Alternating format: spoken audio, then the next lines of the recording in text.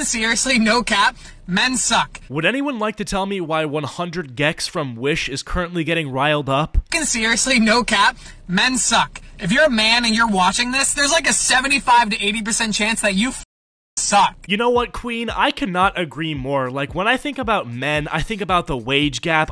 I mean, wage crap. And it gets me so angry, and then I develop these fantasies where all women unite and then start a revolution and then take back control of the United States through a neo-civil war. And after the new women dictator gets selected, we will change the national anthem to Boomerang by JoJo Siwa. Anyways, what's going on, guys? Welcome back to a brand new video. I was scrolling Twitter about 5 minutes ago, and I saw this clip, and I instantly knew I had to make a video on it. It's just this chick sitting in her car in 240p talking about how men suck. So we're gonna take a look at that, but before we do, we are currently on the road to 400,000 subscribers, where I will be doing my face reveal. So subscribe if you're not yet subscribed, and while you're down there, please be sure to leave a like on this video. It would help me out a lot, and yeah, let's get into this. Seriously, no cap, men suck. If you're a man and you're watching this, there's like a 75 to 80% chance that you suck. Time and time again, I get asked out at my work, online, whatever it might be, over and over again. Okay, but can you navigate me toward where the problem is, or just point me in the general direction? Because I do not see anything wrong with, like, some guy coming up to you trying to rizz you up. Like, if anything, that should raise your confidence and make you feel good. I mean, okay, I guess this could be one of those horror stories of a guy, you know, pulling up on you and just having a natural rizaster. He pulls out some rizz, but he ends up embarrassing himself and making you feel uncomfortable. But so far, according to you, men suck because why? You've been asked out sometimes, okay? You do understand that you can't live your life like Twitter, right? Like, you can't block people in real life. You can't live your life on Do Not Disturb. If somebody wants to have a conversation with you, they're gonna approach you and do that. You flirt with me for days. You fall in love with my personality. You fall in love with my body, whatever it might be. Yeah, so I don't believe that, right? So if you're out here making a TikTok yelling about how men suck, and that is one of your personal beliefs that's central to your personality, I feel like there may be a conflict of interest there in terms of you attracting men. Are you just not telling these guys who are falling in love with you that you hate men? Because I feel like if I was attracted to you, but I then later on learned that you sit in your car for 30 minutes a day ranting about how men are the worst, well, I would probably begin to lose feelings for you, considering that I am a man. You fall in love with my body, whatever it might be,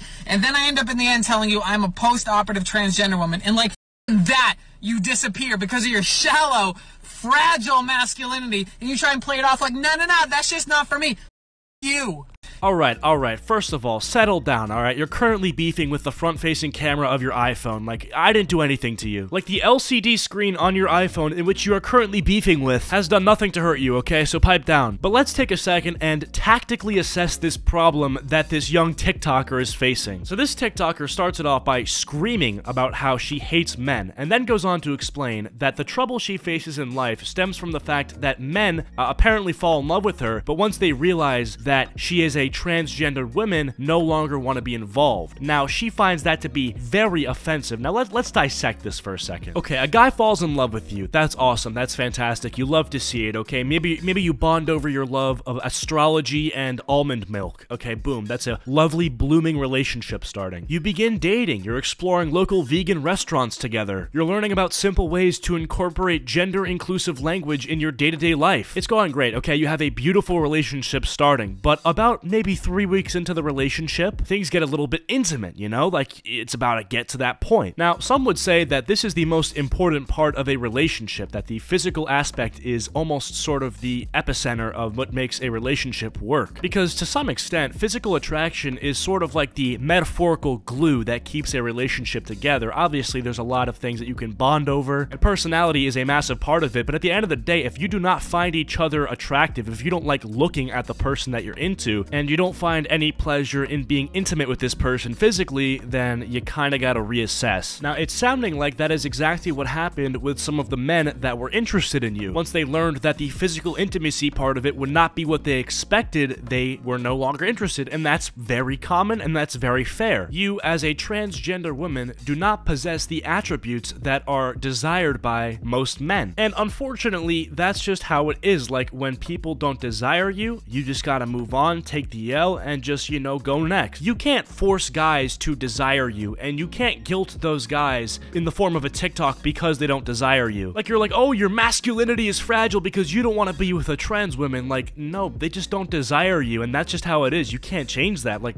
sorry. It is 1000%, even if you don't fully understand it, because you don't think I'm a woman. Okay, and, like, the outcome doesn't change. Whatever their reason may be for not wanting to get intimate with you doesn't matter because they don't want to get intimate with you. End of story. Whether it's because they think you're ugly, whether it's because they think you're not a woman, whether it's because they think you look like a barbarian from Clash of Clans, like, it doesn't matter. You simply do not have the same assets as cisgender women, which the majority of heterosexual men are attracted to. There's a reason that I stick to women, and there's a reason why all the women I date are out of the league of any man in comparison, because they don't have this toxicity to them. Okay, you know what? Wait a second. If all of this time you could just avoid men and date women and still be satisfied, then do that and shut up about it. Like, I don't understand. If you've already solved the problem of men sucking, but you are also attracted to women, then just date women and keep your mouth shut. The entire time we were watching this video, every single one of us thought you were making this video because men were your only option in terms of relationships, and you were very upset that your only option seemed to not be working out very often. But you totally clickbaited us. You have other options. You have women that are into you, or whatever you're saying. So just go that route. Oh my goodness.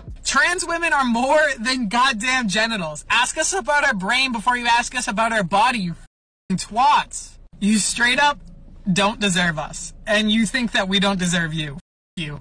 Alright, see ya? Like, what was the point of this video? Actually, no, before we answer that question, I need to respond to what she said at the end. She said that trans people are more than their genitals. By that logic, having a preference is transphobic. Should I just go up to a lesbian girl and say, hey, I know that you do not like sausage, but you should date me because I'm more than my genitals. But obviously, that's not gonna happen because a lesbian is only attracted to girls and what comes with girls, if you get what I'm saying. So at the end of the day, this whole thing where it's like, oh, you should be attracted to me because I'm more than just my genitals, it's like, no, actually, that's not how this works. Most people are only attracted to sausages or buns. Some people are attracted to both, but the majority of people only find attraction to one of those two options. Trying to, like, do mental gymnastics into basically convincing somebody to ignore their own sexual preferences, it's so strange. Like, oh, I'm more than just my genitals. Okay, roger that, but you do understand that at the end of the day, I only am attracted to buns. So would you rather me lie to you and basically gaslight you into thinking that I'm attracted to you, or be straight up honest in saying that I actually do not feel any sort of physical attraction to you and, you know, like, not waste your time? Like, if I'm talking to a girl and I'm attracted to a girl, but it turns out she's not attracted to men and or sausages, I would like for that information to be disclosed as soon as possible so I don't waste any of my time or catch feelings for this girl. But let's respond to the very end of this video where she basically concludes it by saying that men are just the worst. The reason you hate men is because most men will not want to date you. So you don't hate men, you hate people who reject you. And hating everybody who would reject you is a crazy way to live your life. Like, you can't live with that much anger in your heart. But anyways, that's just my opinion. If you made it to the end of the video, comment down spaghetti. Follow all my social medias, links are all down below. And I'll see you guys all in the next video. Goodbye.